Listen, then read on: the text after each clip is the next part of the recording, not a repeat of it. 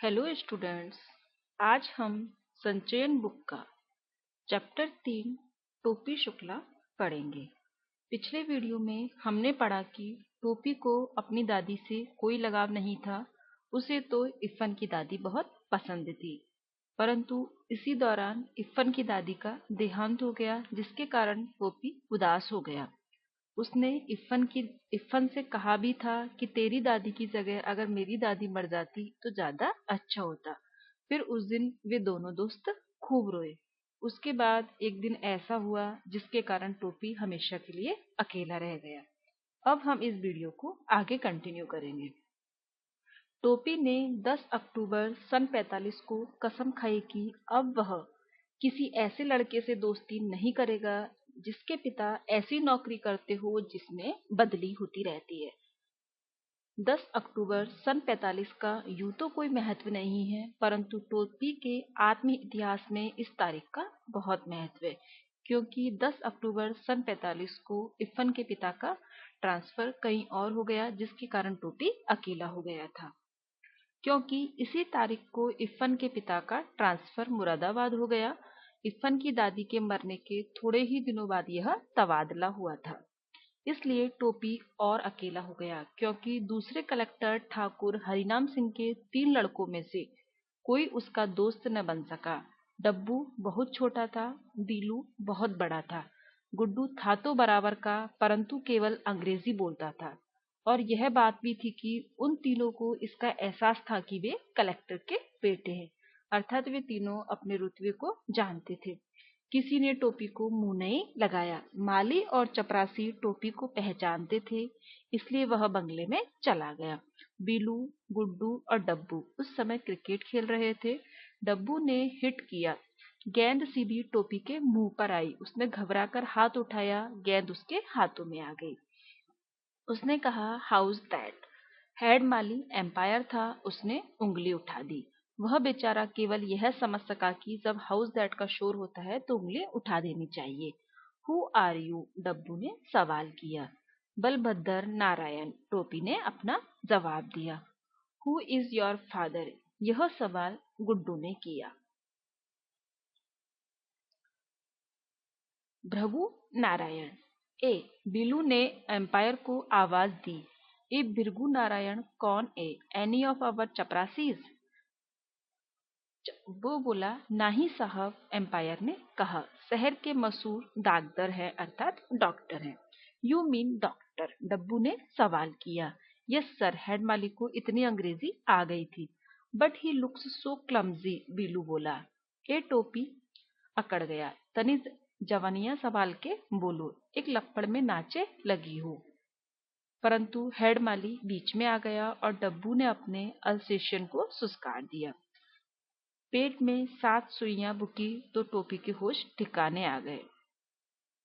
डब्बू ने उनका जो कुत्ता था उससे टोपी को कटवा दिया, जिसके कारण टोपी के पेट में 7 सुइयां लगी। और फिर उसने कलेक्टर साहब के बंगले की ओर कभी रुख नहीं किया, वो वापस कभी मुड़कर उधर नहीं गया। परंतु प्रश्न यह खड़ा हो गया कि फिर वह आखिर क्या करे। घर में अकेला ले देकर बूढ़ी नौकरानी सीता थी, जो कि उसका दुख दर्द समझती थी, तो वह उसी के पल्लू में चला गया। और सीता की छाया में जाने के बाद उसकी आत्मा भी छोटी हो गई। सीता को घर के सभी छोटे या बड़े डांट लिया करते थे, टोपी को भी घर के सभी छोटे बड़े डांट लिया करते थे। इसलिए दोनों एक दूसरे से प्यार करने लगे थे, अपना दुख बांटने लगे थे। टेक मत किया करो बाबू। एक रात जब मुन्नी बाबू और भैरव का दाज करने पर वह बहुत पिटा, तो सीता ने उसे अपनी कोठरी में ले जाकर समझाना शुरू किया। बात यह हुई कि सर्दियों के दिन थे। मुन्नी बाबू के लिए कोट का नया कपड़ा आया, भैरव के लिए भी नया कोट बना। टोपी को मुन्नी बाबू का कोट मिला। कोट बिल्कुल नया था, मुन्नी बाबू को पसंद नहीं आया था, फिर भी बना था तो उन्हीं के लिए था। तो उतरन टोपी ने वह कोट उसी वक्त दूसरी नौकरानी केतकी के बेटे को दे दिया और वह खुश हो गया। नौकरानी के बच्चे को दे दी जाने वाली चीज वापस तो ली नहीं जा सकती थी, इसलिए तय हुआ कि अब टोपी सर्दी खाए। हम जाड़ा ओड़ा ना खाएंगे, भात खाएंगे, टोपी ने कहा। तुम जूते खाओगे, सुभद्रा देवी बोली। आपको यह ना मालूम कि जूता खाया ना जात पहना जात है। दादी बोली, दादी से बदतमीजी करते हो, मुन्नी बाबू ने बिगड़ कर कहा। तका हम इनकी पूजा करें, फिर क्या था, दादी ने आसमान सिर पर उठा लिया। राम दुलारी ने उसे पीटना शुरू कर दिया। तू 10वां में पहुंच गई बाड़, सीता ने कहा। तुहे दादी से टर्राब के तेना चाही, किनो ऊ तोहार दादी बाड़िन। सीता ने तो बड़ी आसानी से कह दिया कि वह 10वें में पहुंच गया है, परंतु यह बात उतनी आसान नहीं थी। 10वें में पहुंचने के लिए उसको बहुत पापड़ बेलने पड़े। 2 साल तो वह फेल ही हुआ। 9वें में भी वह सन 49 में पहुंच गया था, परंतु 10वीं में वह सन 52 में पहुंच सका। जब वह पहली बार फेल हुआ तो मुन्नी बाबू इंटरमीडिएट में फर्स्ट आए और भैरव छठे में। सारे घर ने उसे जवान की नौक पर रख लिया। वह बहुत रोया। बात यह नहीं थी कि वह गाउदी था अर्थात कमजोर था। वह तो बहुत तेज था, परंतु उसे कोई पढ़ने ही नहीं देता था। जब वह पढ़ने बैठता तो मुन्नी बाबू का कोई काम निकल आता, या राम दुलारी को कोई ऐसी चीज मंगवानी पड़ती जो नौकरों से नहीं मंगवा सकते थे। यह सब कुछ न होता तो पता चलता कि भैरव ने उसकी कॉपियों के हवाई जहाज उड़ा डाले हैं। दूसरे साल उसे टाइफाइड हो गया। तीसरे साल वह 3rd डिवीजन से पास हुआ। यह 3rd डिवीजन कलंक के टीके की तरह उसके माथे से चिपक गया। परंतु हमें उसकी मुश्किलों को भी ध्यान में रखना चाहिए। सन 49 में वह अपने साथियों के साथ था। वह फेल हो गया। साथी आगे निकल गए, वह रह गया। सन 50 में भी उसे उसी दर्जे में उन लड़कों के साथ बैठना पड़ा जो कि पिछले साल उससे पीछे थे। पीछे वालों के साथ एक ही दर्जे में बैठना कोई आसान काम नहीं है। उसके दोस्त 10वें में थे, वह उन्हीं से मिलता, उन्हीं के साथ खेलता। अपने साथ हो जाने वालों में से किसी के साथ उसकी दोस्ती ना हो सकी। वह जब भी क्लास में बैठता उसे बैठना बहुत अजीब लगता। उस पर सितम यह हुआ कि कमजोर लड़कों को मास्टर जी समझाते तो वह भी टोपी शुक्ला की मिसाल देते। क्या मतलब है, साम अवतार या मोहम्मद अली बलभद्र की तरह इसी दर्जे में टिके रहना चाहते हो क्या? अर्थात उस समय जब टोपी शुक्ला कक्षा 9 में फेल होकर वापस से कक्षा 9 में आ गया, तो जो उसके अध्यापक थे वे भी जब भी किसी बच्चे को डांटते तो टोपी शुक्ला की ही मिसाल देते। यह सुनकर सारा दर्जा हंस पड़ता। हंसने वाले में वे होते थे जो कि पिछले साल 8वीं में थे। वह किसी न किसी तरह इस साल को झेल गया, परंतु जब सन 51 में भी उसे 9वें दर्जे में ही बैठना पड़ा तो वह बिल्कुल गीली मिट्टी का लौंदा हो गया, क्योंकि अब तो वह 10वें में भी कोई उसका दोस्त नहीं रह गया था। 8वें वाले 10वें में थे, 7वें वाले उसके साथ थे। उनके बीच में वह काफी अच्छा खासा बूढ़ा दिखाई देता था, अर्थात उससे बड़ा दिखता था। वह अपने भूरे पूरे घर की ही तरह अपने स्कूल में भी अकेला हो गया था। जिस तरह से टोपी को समझने वाला घर पर कोई नहीं था, वैसे भी स्कूल में भी कोई नहीं था। मास्टरों ने उसका नोटिस लेना बिल्कुल ही छोड़ दिया था। कोई सवाल किया जाता और जवाब देने के लिए वह भी हाथ उठाता तो कोई भी मास्टर उससे जवाब नहीं पूछते।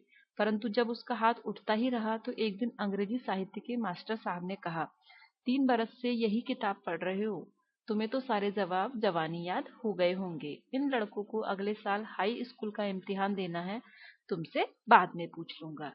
टोपी इतना शर्माया कि उसके काले रंग पर लाली दौड़ गई, और जब सारे बच्चे खिलखिलाकर हंस पड़े तो वह बिल्कुल मर गया। जब वह पहली बार 9वें में आया था तो वह इन्हीं बच्चों की तरह बिल्कुल बच्चा था।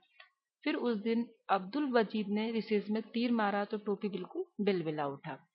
वहीद क्लास का सबसे तेज लड़का था, मॉनिटर भी था। सबसे बड़ी बात यह है कि वह लाल तेल वाले डॉक्टर शरफुद्दीन का बेटा था। उसने कहा, बलभद्र, अबे तो हम लोगन में का गुस्सा है, एडत बालन से दोस्ती कर, यानी एक क्लास 8th वालों से दोस्ती कर। हम लोग तो चले जाएंगे, बाकी तुझे उन लोगों के साथ ही रहना है। यह बात टोपी के दिल के आर पार हो गई। उसने कसम खाई कि टाइफाइड हो या टाइफाइड का बाप, उसे तो पास होना ही है। परंतु फिर बीच में चुनाव आ गए। डॉक्टर भृगु नारायण नीले तेल वाले खड़े हो गए। अब जिस घर में कोई चुनाव के लिए खड़ा हो जाए तो वहां कोई कैसे पढ़ लिख सकता है। वह तो जब डॉक्टर साहब की जमानत जब्त हो गई तब घर में थोड़ा सन्नाटा हुआ और टोपी ने देखा कि इम्तिहान सिर पर खड़ा, इम्तिहान परीक्षा। वह पढ़ाई में जुट गया, परंतु ऐसे वातावरण में क्या कोई पढ़ सकता था, इसलिए उसका पास हो जाना ही बहुत था। वह दादी बोली, भगवान नजरे बद से बचाए, रफ्तार अच्छी है, तीसरे बरस तीसरे दर्जे में तो पास हो गए। इस प्रकार से टोपी तीसरे बरस में पास हो गया। तीसरे बरस टोपी ने निश्चय किया कि उसे चाहे बुखार हो जाए, चाहे उसे कोई भी परेशानी आ जाए, लेकिन उसे पास होकर बताना है। और फिर उसी साल उसके पिता चुनाव में खड़े हुए। चुनाव में उसके पिता को तो सफलता नहीं मिली, लेकिन टोपी के लिए घर का वातावरण भी पढ़ने लायक नहीं रहा। लेकिन फिर भी टोपी शुक्ला ने बहुत मेहनत की। उसने अपने अकेलेपन को झेला, अपने दोस्तों के तानों को झेला, और फिर वह 3rd डिवीजन पास हो गया।